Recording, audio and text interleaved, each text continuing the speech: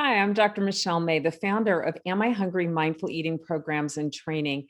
This video is part of an educational series for health and wellness professionals about mindful eating and how it can help your patients and clients. In this video, we're going to answer a question that we are frequently asked, which is, what is the difference between overeating and binge eating? I want to introduce you to Dr. Kari Anderson, the co-creator of the Am I Hungry Mindful Eating for Binge Eating program and training program, and my co-author of Eat What You Love, Love What You Eat for Binge Eating, and the Mindful Eating for Binge Eating workbook and awareness journal. I had a childhood emotional eating or overeating cycle, and it turned into a full-blown binge eating disorder after I started dieting. And it lasted for about 10 years until I got treatment. And my journey has really been as what I call a wounded healer, in the sense that I went into the field and been treating eating disorders for 30 years after I got my own recovery.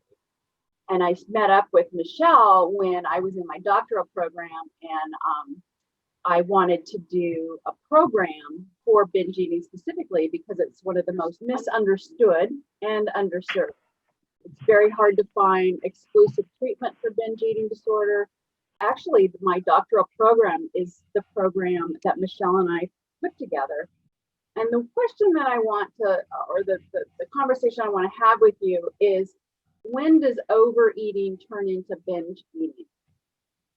And the first thing I want to say is that binge eating is an eating disorder. It's a diagnosable eating disorder. And in order for it to become binge eating on this continuum of overeating, in order to become binge eating, there needs to be a couple different factors.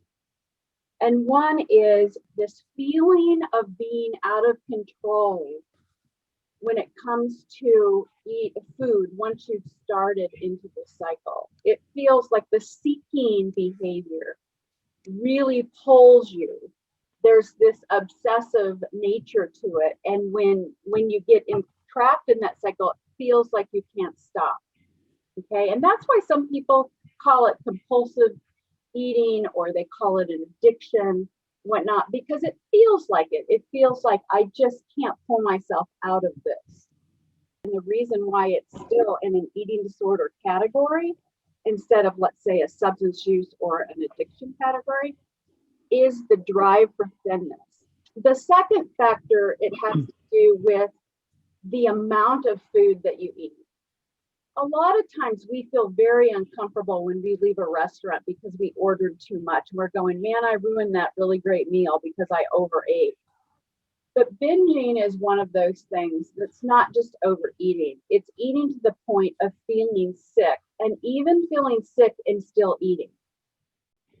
And the third factor that is part of binge eating disorder is that there is such a level of self-loathing and self-hatred when you're finished, because you have done exactly the opposite of what you set out to do.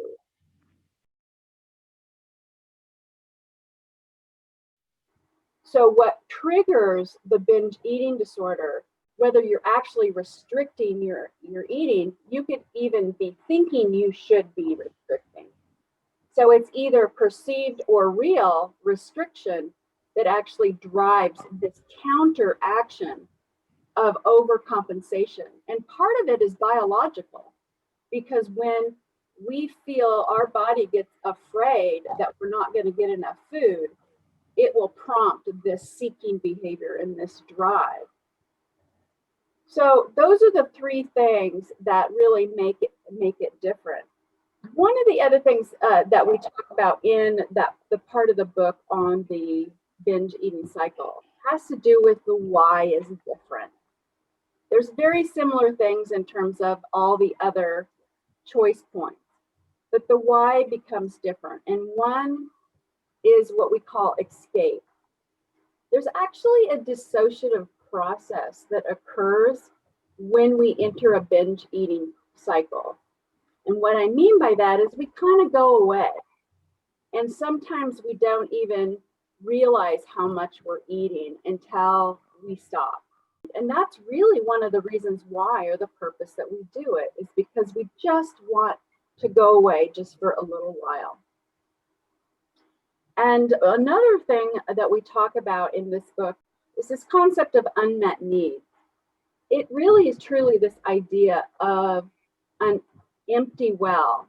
I feel like I just can't get enough. And with that, think about what other things you just can't get enough of that maybe the food is replacing. So the process is really learning to get your needs met. Kari did her doctoral research on the Mindful Eating for Binge Eating program.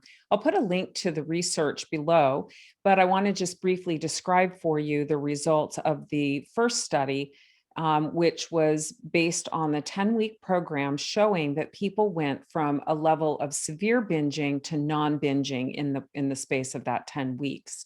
Now, we're currently analyzing the 1-year follow-up data, but the results are really promising in that most people remained non-binging. But this is relevant for those of you in clinical practice.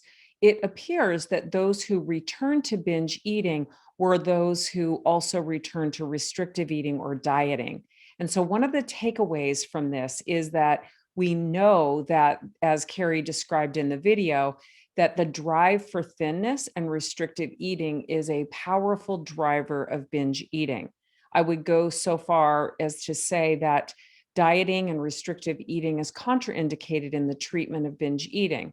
This is important because sometimes these patients or clients will present to those who don't really understand binge eating disorder, and they may be treated for their body size instead of addressing the underlying binge eating disorder. It's also important to note that binge eating disorder affects people of all different shapes and sizes.